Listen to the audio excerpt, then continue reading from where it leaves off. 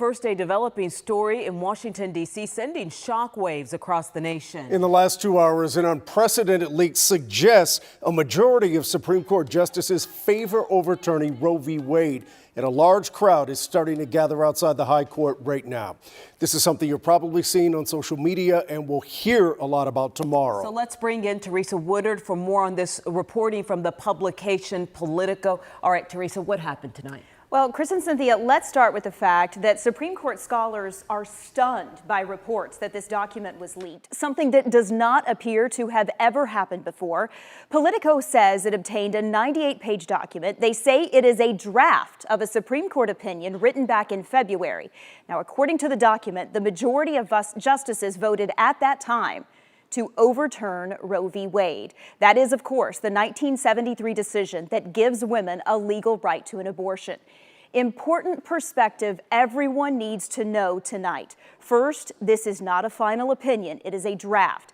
And a draft written in February, as Politico says this was, could change multiple times before the court's final opinion is released. We expect that final opinion in June or July.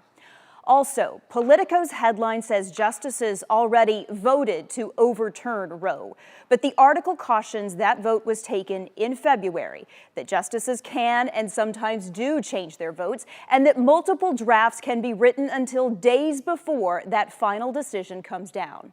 Now, more on the gravity of this leak. SCOTUS blog, that's a website that's considered a trustworthy and knowledgeable source for all things related to the Supreme Court, tweeted tonight, "It's impossible to overstate the earthquake this will cause inside the court." The tweet went on to say, "This leak is the gravest, most unforgivable sin."